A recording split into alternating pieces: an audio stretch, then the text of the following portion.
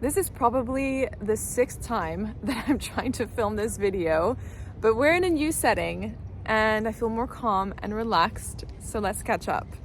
So I've been away since June. I haven't posted anything for a while on YouTube, and the reason being is that I burnt out.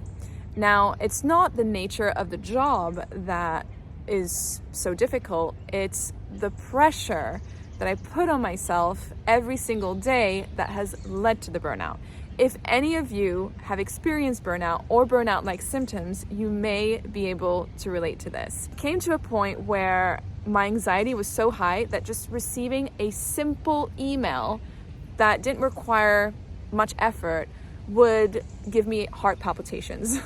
So I was like, okay, I need to take a step back. So I took the decision to get off of social media for, well, up until now really on YouTube, but also as a consumer of social media, to get off of it for a month and a half. And it was a great thing to do. One of the things that has helped immensely with my anxiety and also helped me connect back with myself is being in nature. And being in nature without any phone, not listening to podcasts or music or calling friends and family, just being alone and being present. It's ironic because I'm filming this YouTube video outside on my daily walk. However, it was the only way that I could actually bring this video to life, because filming back home, I couldn't find the words. I was getting stressed out again. So that's that. The feeling that I get when I'm in nature is I can be fully present. I make a conscious effort to listen to the sounds around me, whether that is the birds or the sound of the wind swaying the trees, even the smells. Like today I've been walking in the park and I could smell dried leaves or freshly mown grass, and that brings me so much calmness and peace. So if you're experiencing any burnout-like symptoms, a walk, I think, is the best cure. At least that's been the best cure for me, to quiet things down and reconnect with yourself. It's almost as if we've forgotten how to be human. And I know this sounds very deep, and I didn't think that this conversation would go so deep, but it feels as if society teaches you to work, get as much success as you can in as quickly as possible. And it's easy to forget to take time for yourself and see friends and family and just enjoy your life. For me, at least, I felt a little bit like, you know, those horses that pull carriages and they have blinkers, so they can't see what happens on the side and they can only focus on the road. That is what I felt like for over 10 years or even 15 years. I wouldn't see anything around me. I would let time go by. Every year, at the end of the year, I'd be like, oh, this year has gone by so quickly, and be disappointed because I feel like I had missed out on, you know, the seasons changing, or, you know, doing that thing that I've always wanted to do that I never ended up doing because I was always focusing on work. So being able to reconnect with that and focus on the little mundane things that you think are not that important has been hugely helpful. Like, when was the last time that you took a 15-minute break in between meetings and you went for a walk outside? Or even 10 minutes? When was the last time that you took the time to make a delicious home-cooked meal made with love and attention, if that is your thing? When was the last time that you did that? I think it's easy to forget to focus on these things when you're constantly on this hamster wheel of having to achieve things. And that, for me at least, is what caused the imbalance in my life. Recognizing this imbalance and taking steps towards leading a more balanced life is the first point. The second is when I went back to social media as a consumer of social media, not as a content creator, I was overwhelmed by content that was promoting consumption.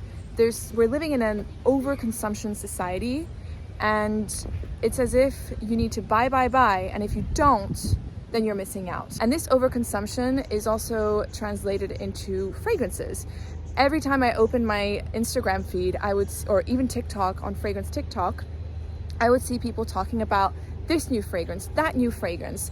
And what happened was you didn't have time to enjoy the new perfume that you got, that you already had a new one that you needed to absolutely get because it was the next best thing. It feels as if, due to the overconsumption, overpromotion of new fragrances have lost their true meaning. Ultimately, perfume is made to conjure a memory or an emotion, and because you always have something that's new and that's better, you don't take the time to enjoy what you already have. That is the way that I feel anyways. And so personally, with my content, I want to go back to the essence of what fragrance is about, and essentially back to the essence of my blog, where I view fragrance in a holistic way as an integral part of my life. What does it mean to view fragrance in a holistic way? For me, perfume is part of my mental toolkit because it has that power to affect your mood and emotions. So for example, I'll wear anywhere between 2 to 3 fragrances in a given day. It might sound a lot to some people, but that is just the way that I experience scent and how I enjoy it. So for example, in the morning, I'll go to a Pilates class and I have a very specific fragrance that I like to enjoy during Pilates, which is a ginger to tea combo. It's Matin de Jade from Infiniment Coty Paris. And that fragrance at the same time energizes me, so kind of wakes me up and gets me ready for the workout. But there's something that is calming and soothing about it, and that gets me in the zone. For me, Pilates is almost a form of meditation, and so the fragrance helps me be in that state of mind. And then as the day progresses, depending on the weather, the way that I want to feel for the rest of the day, I'll pop on another fragrance, or I'll try a perfume that is new. If I have something to test for the day, that is what I'll do. And then comes the evening. Maybe I'll have a little date night with my husband, whether that's going out or if I'm cooking at home.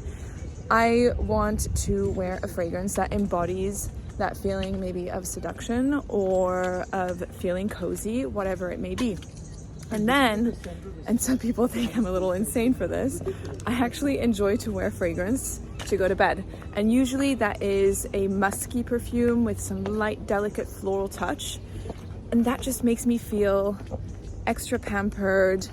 You know, it makes me feel clean after a bath, and it just puts me in a calm mood to disconnect and unwind for the rest of the evening. Fragrances can be seen as little time capsules because they have that power to evoke certain memories, to bring you to different places. I can no longer relate to the top 10 lists of sexy fragrances, top 10 seductive fragrances.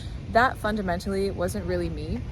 And so what I'm hoping to do with my channel is talk about fragrances in a way that feels more authentic to me. And what I would hope for my channel to be is similar to a Pinterest board, an inspiration to discover fragrances rather than having to feel like you're missing out if you're not getting XYZ fragrances, or even feel pressured into buying perfumes. If anything, I would like my videos to inspire you to discover fragrances, see how they work for you, and if you like them, great, go ahead and buy them. But there's absolutely no pressure in getting something immediately, because that is not the way that I buy as a consumer. And why would I recommend that if that's not what I believe in? On top of that, after having burnt out, I realized I could no longer live the way that I used to live. And when I was speaking to a friend of mine and explaining to her the way that I feel and the way that I want to lead my life today, she was like, you want to live a beautiful life. So I want to share with you those little pockets of beauty in the day-to-day that may seem mundane, and all of this accompanied with scent. It may seem quite vague because I actually have no idea in which the direction of this channel is going to go. It's difficult for my Capricorn brain, who's used to being organized, who needs structure. So I'm a little bit lost, but that's okay. And if you want to join on this journey, amazing. And if you don't, that's also okay. I need to head back because I'm going to Paris tomorrow for 2 jobs and I need to prepare for that, pack. So yeah, I'll see you in Paris. Made it to Disneyland. It is pouring rain, but that doesn't matter because it just adds to the drama. I'm so excited to be here. I wanted to come to Disney because I feel like I haven't had fun in a really long time, and what better way to have fun and connect with your inner child than going to Disneyland.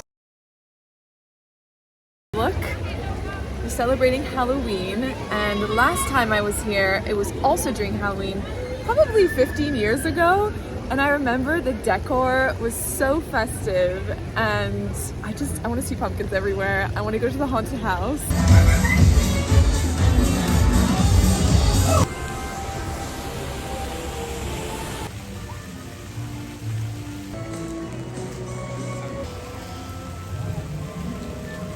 I am so happy.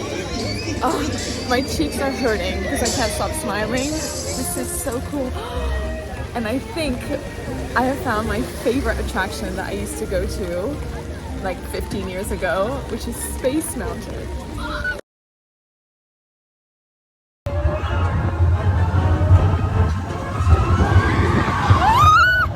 That was awesome. What a thrill. I absolutely loved it. I want to do it again. I feel like this is a strong start, but I need to do it again. Dun, dun.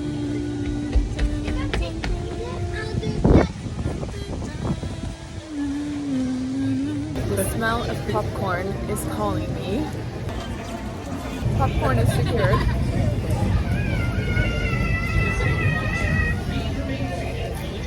This is awesome. This time I remember also being one of my favorite rides. So I'm definitely going on that. And then here we have the haunted house.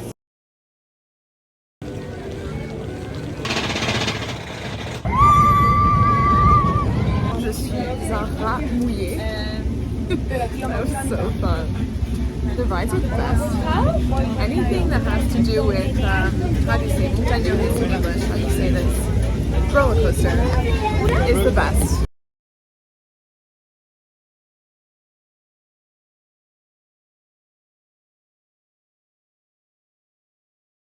Let's see if I can get spooked.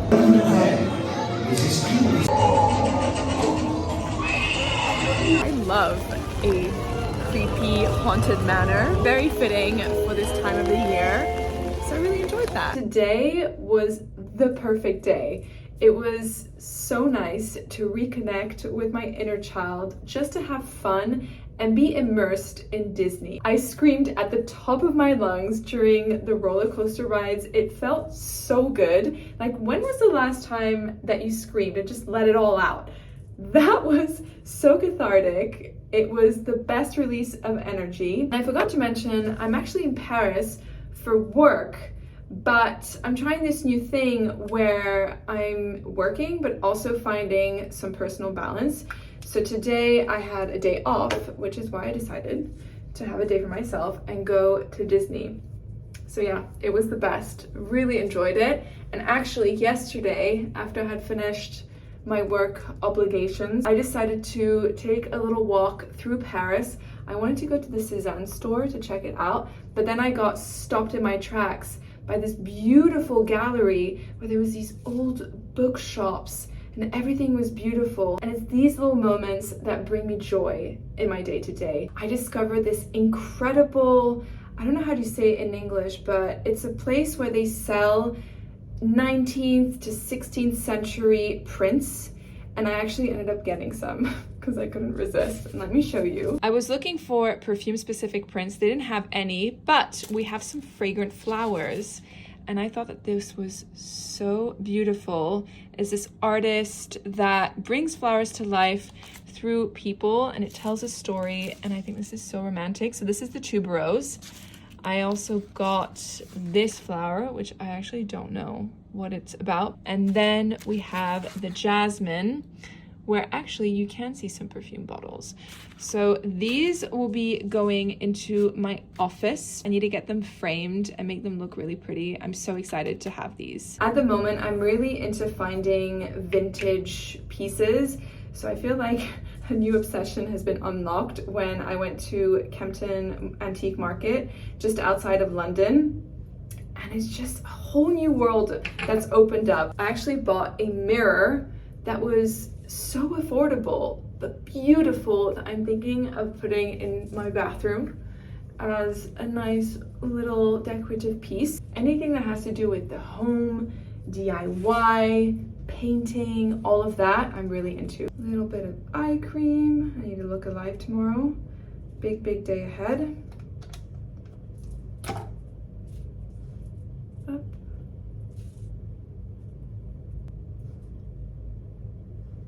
That is me for the evening. I will see you tomorrow. Good morning, everyone. Today is a really important day. I'm going to be interviewing perfumer superstar Quentin Biche. He is the nose behind a lot actually, of the best-selling fragrances today, both within the niche and designer worlds. He's done fragrances like the infamous Delina from Parfum de Marly, Guidance from Amouage, La Belle from Jean-Paul Gaultier, Le Mal le Parfum from Jean-Paul Gaultier, a lot of the Chloe fragrances, Chloé Nomade, Cedrus from Chloe, which is part of the Atelier des Fleurs collection. So he has a massive resume, very successful perfumer. I've met him before when I was at the launch of the new Fendi collection. He created 4 of the fragrances. He is so lovely and so humble for someone who has such an impressive resume. So I'm really excited, but also a little bit nervous. Look at this color. I don't know if the camera does it justice, but this is the perfect cherry or berry lip for fall. Okay, so I'm just gonna dab it like this. Nothing too crazy. And then my favorite makeup hack of the moment is to apply the same lip color that I use on my lips, but on my cheeks. It just pulls the whole look together, and especially with this color in particular, on my skin tone, it gives me that I've just been outside flush red cheek moment, which just looks really healthy. So let me show you. And it's buildable as well. So I go in little bits so it doesn't look too crazy. Okay. I mean, look at that. You can already see a healthy little flush. Just build on it. And I pat it in rather than like swiping it. I feel like that works the best. Makeup is done. I'm starting to feel a little bit nervous. Quick little fit check. Very prim and proper. Voila, voila.